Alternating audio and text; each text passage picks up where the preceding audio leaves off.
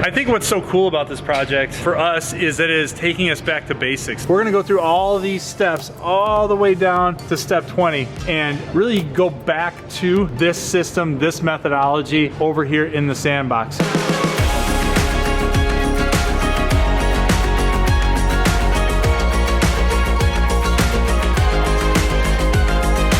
Okay, so at this point, what we're gonna do is we are gonna get the components ready for installation. What that means is Corey and Steve are gonna work on putting the bulkhead fittings and MPTs on the back of the different components. So on this biofalls, we have one bulkhead fitting coming directly into the back. The pipe will attach to that MPT that attaches to the bulkhead fitting. And then on this one, we have two openings, one there, and these are the bulkhead fittings. First, we have to install the components, or at least the biofalls. That way, when we start digging, all the dirt that we're digging out of the pond we can throw up around the biofalls in order to create our berm so we don't have to dig that biofalls down later. So we got to get that thing fixed, and then we'll go ahead and start digging. We'll get the components laid out, get the plumbing ran, and then fabric and liner, and then the real magic happens when Rock gets here. All right, so one important thing to mention about the bulkhead fittings here is that there is a rubber gasket and a plastic gasket. The rubber gasket always goes on the inside of the biofalls with this piece. The plastic gasket always goes on the outside of the biofalls with this piece. And another important thing to mention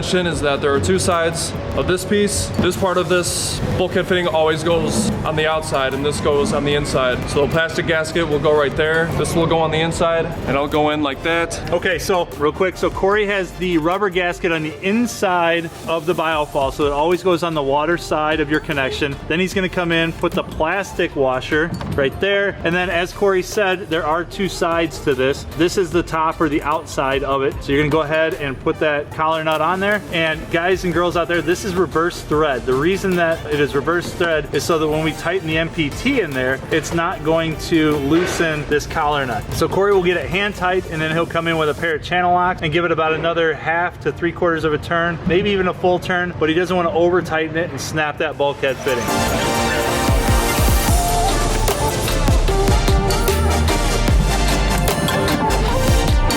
So now Corey's installed the bulkhead fitting. We're gonna go ahead and install the MPT on the back that will connect to this 1.5" pipe. Corey's got 2" MPT, which is the threaded part, by 1.5", which is the slip. This is where the pipe will actually slide into. So we're gonna need silicone. So we're gonna go ahead and silicone the top or the initial threads right along this top piece, and then Corey will screw that into the bulkhead fitting. Got a nice liberal bead of silicone all the way around.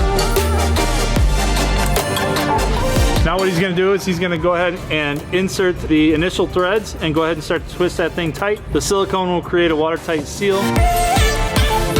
Occasionally what you'll have to do is twist it counterclockwise to get those threads seated in nicely, but it didn't appear that Corey had that problem. He's gonna give it a couple more turns with the channel lock, just to seat that MPT in there nicely.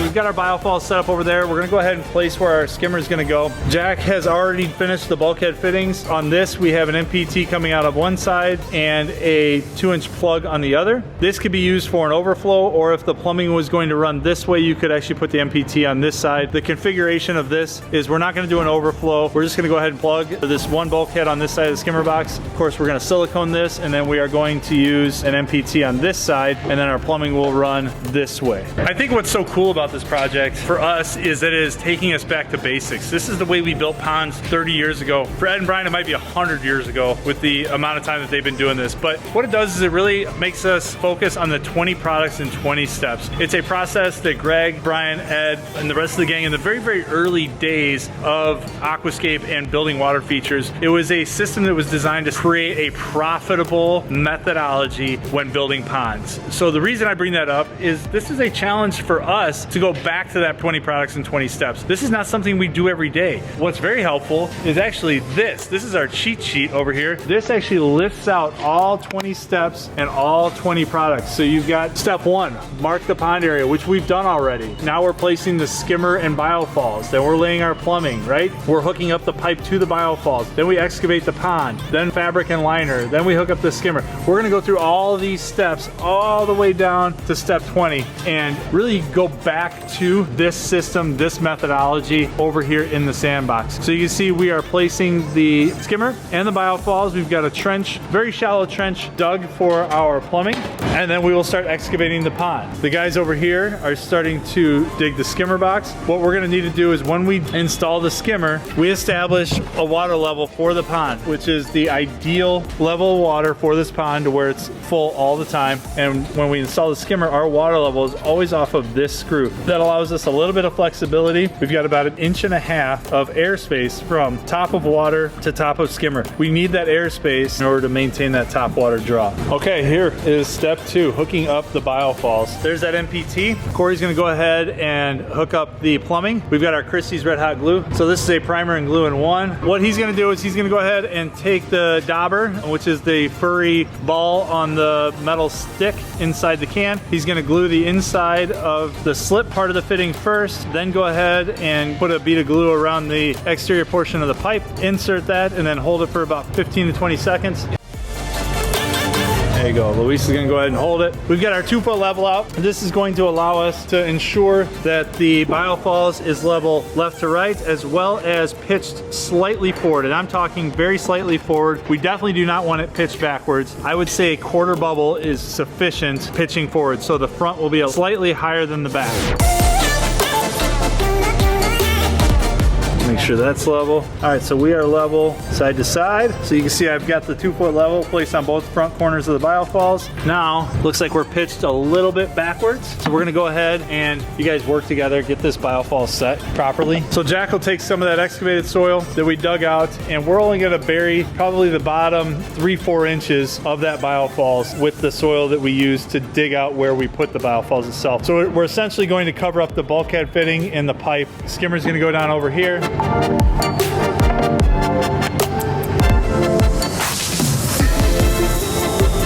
So now what they're gonna do is they're gonna backfill and get this thing nice and secure all the way around so that that thing's not gonna shift as we're starting to throw dirt on top of it. Now that we've got that, we'll go ahead and lay the plumbing in our trench, and we're gonna backfill that as well. Go ahead and cover that up, and then we're gonna start excavating our pond. Now when we excavate our pond, since we are gonna go 2 feet deep, we're gonna do 3 8-inch shelves. That's it. 3 8-inch shelves, and we will combine a couple of shelves in a few areas to have a couple 16-inch parts as well. But this top area, the outer perimeter, we're gonna dig all of this down 8 inches of water depth. So because we are going to have water level be about 3 inches below the top of this patio, what we're gonna do is we're gonna dig down about 11 inches first. All right, so we're on step 5. We've got the biofalls installed. We have our plumbing hooked up. Now it's time for excavation. Notice how everybody is digging from the center out, and they're all digging at the exact same depth. And notice where they're putting the soil when it comes off of the shovel. They're building the berm around the biofalls. We don't want to double handle material. We know we're gonna have a berm to support our waterfalls and everything, so they're going ahead and building out that berm as we're going. So they're not taking the soil from here, putting it here, and then moving it back up there. They're just going ahead and throwing it right up against that biofalls. Perfect. So we're gonna dig everything, like I said, inside this white line down about 11 inches, so about a full shovel depth, and then we'll get everything nice and neat, and then we'll go ahead and mark our next shelf down. We wanna go about 24 inches of depth here, so we'll do 8-inch shelves, 8, 8, and 8.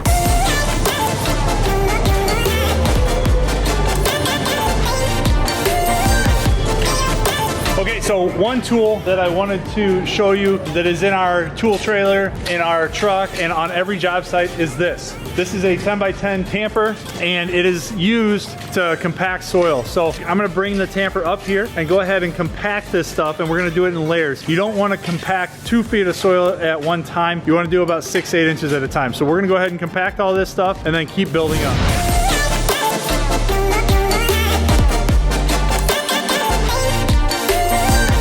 Okay, so we've got our first shelf excavated. Here's what our top shelf will be. You can see Corey kind of scraping away. We always do this 90-degree corners where we just go straight down on this edge, and then everything's nice and flat along the floor of these shelves. So I want 8 inches of water depth on this top shelf, and then we're gonna go down another 8, and then maybe we'll go down, I don't know, another 8.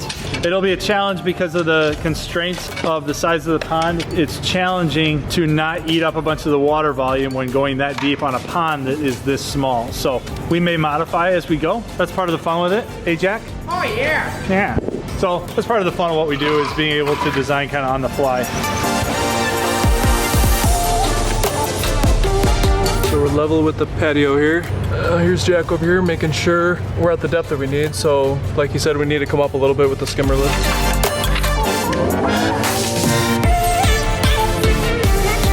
See that we're even with the patio. We adjusted it, added a little bit of dirt underneath, and now we're 3 inches below the patio line. Now we're good.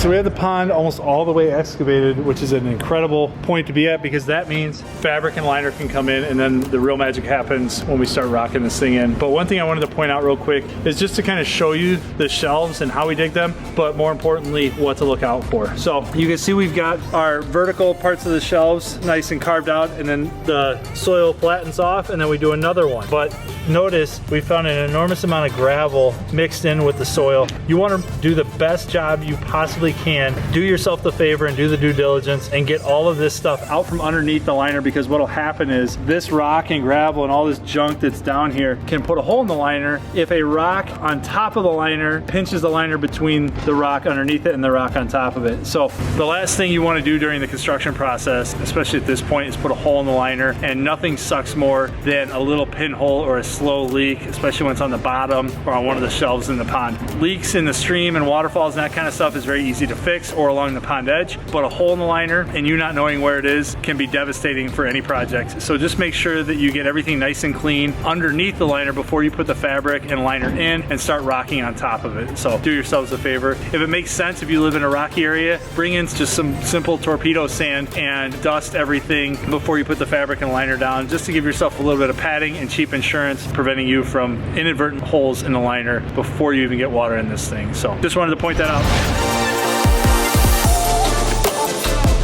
Okay, we are at the point now, excavation is now complete. We decided to go with only 2 shelves in here, but now we're gonna be laying the underlayment in, and then our 12 by 15 foot piece of liner on top of that. This is where we figure out if we over excavated and screwed ourselves based on the amount of liner, or we find out we're good and we actually knew what the heck we were doing. So here's that geotextile woven underlayment, and gosh, we look real close. Looks like we're gonna be close for our liner. All right, so Jack's gonna go ahead and get the underlayment in. These guys are gonna bring this 15 by 12 foot piece of liner over.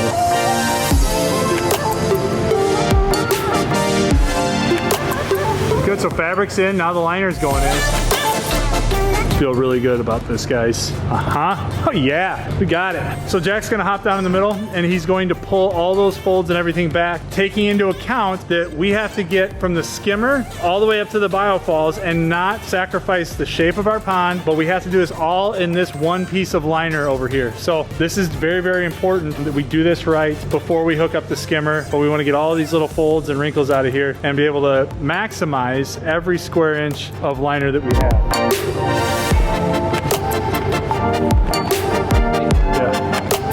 All right, visual reference of where we are at. No, we are not very far along in the process. We are done with number 5. 6 is being completed as we speak. Next, it will be hookup skimmer. As that's happening, a couple of us will break off and start rocking in the pond. All right, Jack, what you up to? So right now we are installing the skimmer. So this is the 400 series skimmer, and this faceplate's a little bit different, and it's not that adjustable faceplate. So right now we're gonna take this faceplate and I'm gonna put it up to the liner. This is my top part. So these 2 pegs right here are gonna hold my skimmer basket in place. So make sure these are on the top. So right here, I'm just gonna make sure that I am inside in the skimmer faceplate, in the hole of the faceplate. And then I'm gonna trim out this area here. And then I'm probably gonna trim out a little bit down here just to accommodate for these protrusions right here. But yeah, I'll pretty much cut this liner out and then fit this skimmer in, and we'll come back.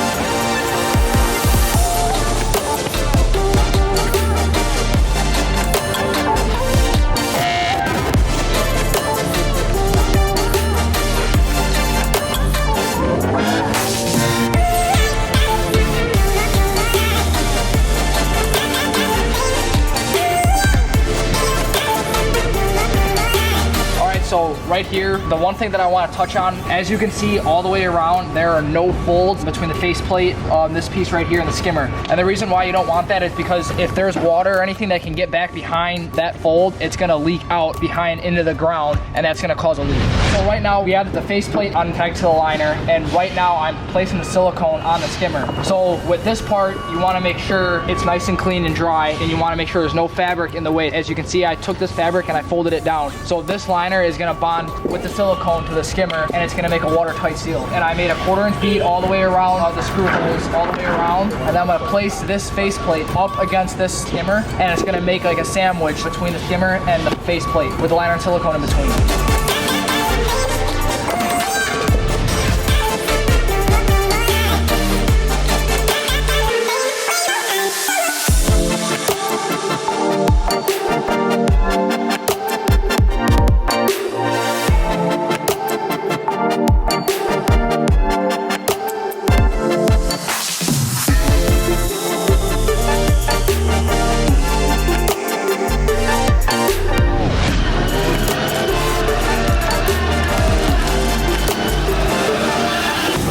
So it's just about lunchtime. Let's go see, well, this is kind of cool, a mountain of aqua basins.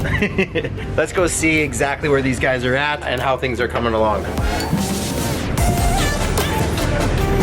What's up, boys? Hey, Gert. What's going on? Just, well, you're right at where you should be just before lunchtime. No, that's not true. No? We Well, got just before, yeah. But you're almost there. We're getting there. What size liner was in the kit? 12 by 15. And what size pond? We ended up going with about a 7 by 9 foot Okay, pond. so 7 feet from here to there. To there, yeah, from this point to that point. To this point, and then 9 feet from here to here. Yeah. Which is smart because then it leaves you all this extra liner to do some creative stuff over there. You'll definitely have enough to do your waterfalls and even some freedom over in here to probably do something creative. Yeah. Looking good. What were some of the biggest obstacles you would say that you're seeing right now? Because we never use that 400 skimmer. We almost never use the 1000 biofalls. What's the bit like? We never use 1.5 plumbing. We're gonna have to take into consideration the pump size and all that stuff when building the waterfalls. It's a much less of a flow than we're normally used to. So when building the waterfalls, we have to build to scale with the pump that we have. What is it, a 2000? 3,000. Oh, it's a 3000. Yeah,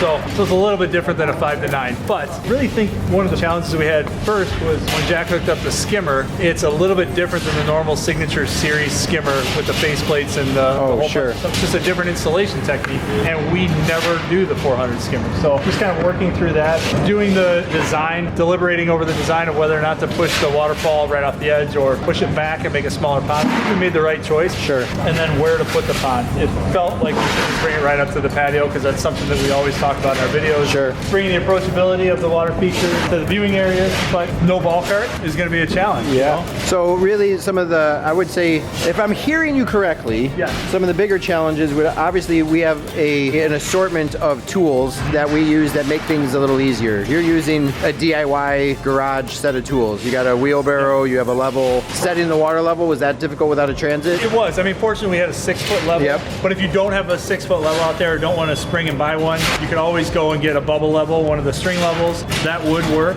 for longer distances. But fortunately, we had a 6 foot level with us. And then I would say, like, just after doing this for as long as we've been doing this together, being handcuffed to the liner size just makes things always a little bit more difficult because you really have to work inside those perimeters. When we go out and design ponds together, it's often like whatever we want to design, and then we just make sure that we have plenty of liner. Here, you're having to build off of a set model, and it makes it probably just a little bit more challenging. Yeah, it does. Yeah, but everything's in the kit, right? So you still have all your fittings, you still have your glue and your primer and your silicone and a right amount of fabric. So there's no reason you can't build it this way. You know what was funny too is like you said a second ago, we just design and build, and then we have the luxury of not building to a kit. It was funny because when we were laying out the pond and hooking up the biofalls and stuff, it was kind of challenging because guys forgot what to do first, second, third, Oh fourth, yeah, fifth. the steps. So the steps. Is that true, young Jack? You forgot some of the steps? steps. We didn't. It's not that we didn't forget him. It was just in the order. Yeah. So yes, it was in the order. Wow. But All right.